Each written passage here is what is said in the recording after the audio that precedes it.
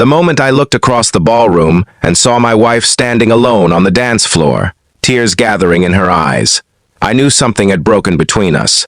Not that night, not even that month. Something that had been cracking for years had finally shattered, and for the first time in our marriage, when she reached her hand toward me, I turned away. Before we continue, if you believe in kindness, forgiveness, and second chances, please take a moment to like this video, leave a comment, share it with someone who needs hope, and subscribe to the channel for more emotional stories. My name is Ryan, and this happened in Chicago, Illinois. I met my wife, Rachel, 12 years ago. She was the kind of person who made every room brighter just by walking into it. She laughed easily, loved deeply, and somehow made ordinary days feel special. We built a life together, bought a small house in the suburbs, and dreamed about growing old side by side. For the first few years, everything felt perfect. Then life happened. Long work hours turned into constant exhaustion. Financial struggles created stress. Responsibilities piled up. Little by little, the woman who once rushed into my arms when I came home seemed to drift farther away. At first, I told myself it was temporary. Everyone goes through difficult seasons. But weeks became months. Months became years. Rachel stopped holding my hand. She stopped asking about my day. The hugs disappeared. The smiles became rare. Whenever I tried to reconnect, she seemed distant, not angry, not cruel, just absent. It felt like living beside a stranger. The hardest part wasn't the arguments, it was the silence. Every night, I lay awake wondering what I had done wrong. I replayed conversations in my head searching for answers. Maybe I wasn't romantic enough. Maybe I worked too much. Maybe I had somehow failed her. The uncertainty slowly ate away at me. I suggested vacations. She wasn't interested. I suggested date nights.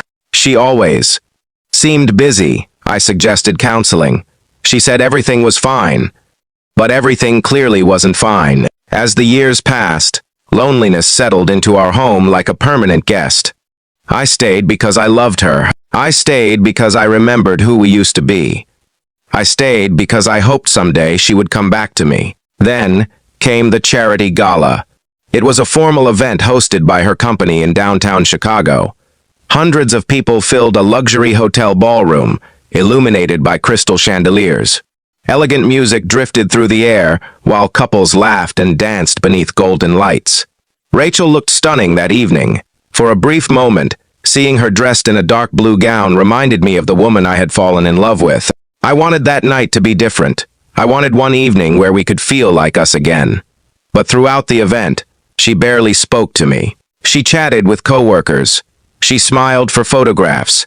She mingled with guests. And somehow, I felt more alone in that crowded room than I ever had in my life. Then the band began playing a slow song. Couples started moving toward the dance floor. I sat quietly at our table, staring into my glass. That's when I saw Rachel walking toward me. For the first time all evening, she looked nervous. Her eyes met mine. Then she extended her hand. A simple gesture, one that should have filled me with happiness.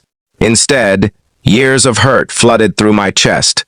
All the rejected invitations, all the lonely nights, all the moments I reached for her, only to feel her pull away. Something inside me finally gave up. When she offered her hand, I simply shook my head. Then I looked away. The expression on her face is something I'll never forget. It wasn't anger. It wasn't embarrassment. It was heartbreak. She stood there for several seconds before slowly lowering her hand. Then, she walked away. For the rest of the evening, neither of us spoke. The drive home was silent. The house felt colder than ever. I expected another night of distance. Instead, something unexpected happened. After we arrived home, Rachel disappeared into the bedroom. A few minutes later, she returned carrying a small cardboard box. She placed it on the kitchen table. Without saying a word, she opened it. Inside were dozens of letters, medical reports, hospital documents, prescription records. My confusion quickly turned into fear. Then Rachel finally told me the truth. 3 years earlier, she had been diagnosed with a serious autoimmune illness. The treatments were painful, the symptoms were exhausting. Some days she struggled just to get out of bed. She had hidden everything from me, not because she didn't love me, because she was terrified. Terrified I would see her differently. Terrified of becoming a burden. Terrified of watching me suffer alongside her. So instead of sharing her pain, she built walls. Walls that kept her illness hidden. Walls that also kept me out. As she sat there crying, every painful memory suddenly made sense. The distance, the exhaustion, the emotional withdrawal. She hadn't been pushing me away because she stopped loving me. She had been fighting a battle alone and losing. That night, we both cried harder than we ever had before. For years, we had suffered in separate silence while sitting only a few feet apart. The next months changed everything. We started counseling. We attended doctor's appointments together. We talked honestly for the first time in years. Healing wasn't instant. Trust took time, but little by little, the walls came down. The loneliness faded. The friendship returned. Then the love followed. Almost a year later, we attended another charity gala.